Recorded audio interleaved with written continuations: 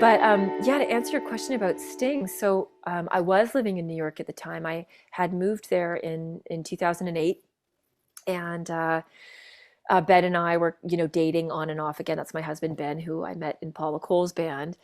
And fast forward to the summer of 2009.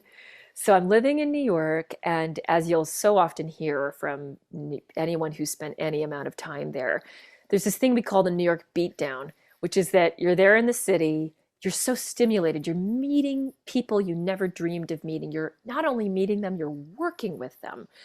You're at your local cafe having a espresso with Bashiri Johnson, who played with, Whitney Houston and Michael Jackson. And he becomes your friend because you're, shoulder to shoulder in the streets of Brooklyn. And so that's all happening. But the city also takes so much. There's like living in New York is like guerrilla conditions, right?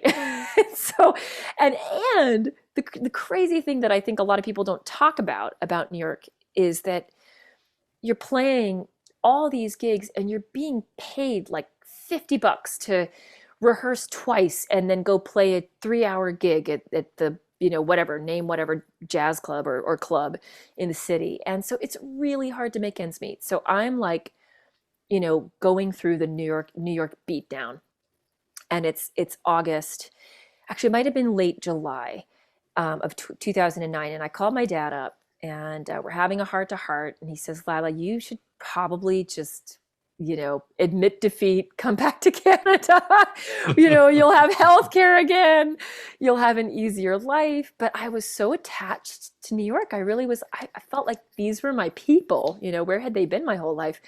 And so I start really seriously considering his advice. And within a couple days, there is a voicemail on, I had a landline back then that my roommate and I shared. And she said, Lila, you might want to listen to a message that's on there for you. And so I pick up the message, and it's Lisa Fischer, who I didn't know at the time.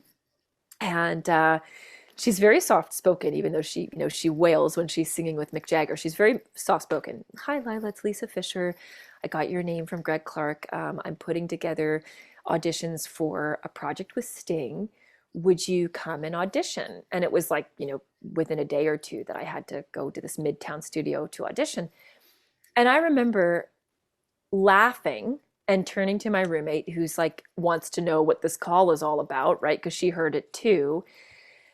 And I think it's a joke. I actually think it's a practical joke because it was always my dream to work with Sting. But come on, like really, really. And then I think, well, okay, for poops and giggles, I'll go and audition, but there's no way I'm going to get this gig because it was to audition as a singer.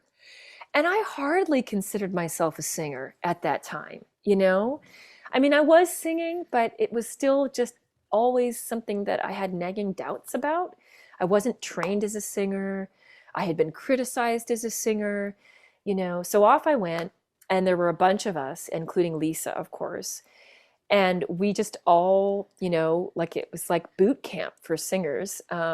They had us in all these different permutations because they were trying to find a group of four who would sing well together. And Bob Sadin, who'd produced Sting's record, If on a Winter's Night, it's like this winter songs project, he was there producing the session. Now, knowing Sting was not there, but knowing him and how involved he is at every step of, kind of any project that he's, a part of, I wouldn't doubt that Bob was recording everything and sending it to Sting to have him listen.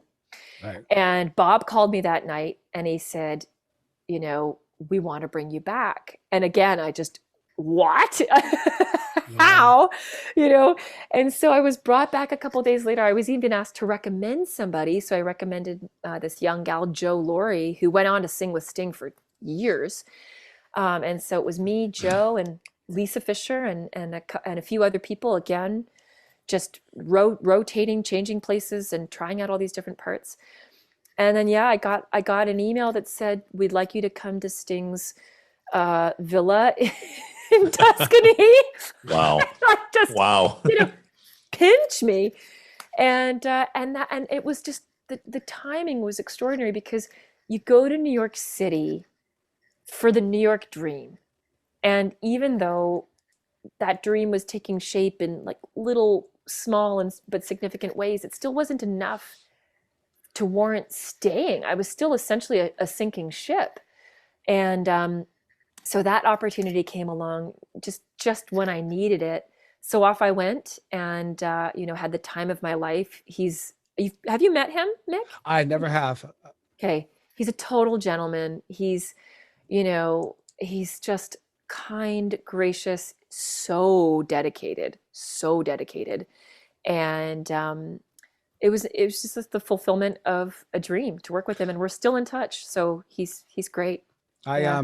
We interviewed Jeffrey Lee Campbell, who Yeah. was Sting's guitarist. He put out a book, and it was Sting's guitarist on the Nothing Like the Sun tour. Oh, So wow. years before, and so he did the Amnesty, all with Peter Gabriel, all that Yeah. stuff back in the day. Oh, So we were talking about that, and I'd mentioned that Sting, although I've always admired him, and I have all his albums, and I listen to them like a thesis to this day.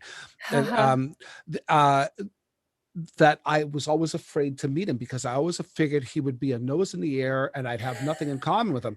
And yet, then a friend of mine who's a makeup artist in Hollywood, yeah. she said that there was a TV show where somehow she became Sting's makeup artist and she was with him for the whole day. She says he is the sweetest, most Yes. kind person you'll ever meet in your life. Like He is exactly the so opposite of the lovely. snob you would think he would be. Yeah, and you know what? I think that, I mean, to be fair, I think that he was a little bit of a notorious rock musician back in his Police days. Mhm. And, I don't know how many of those stories that are circulating are true, but I think that, after meeting and marrying Trudy and having kids, and I mean, he loves kids so much, and he's so good to his family, and he's so good to his wife. I think that, he probably always was a gentleman, but all the more so as he's gotten older. Yeah. Hey, thanks for joining us. Check out our other vignettes and full episodes from a wide variety of guests for more great content. Please like, share, and subscribe, and become a member at socialenergypresents.com to access premium content and earn valuable energy points just for watching.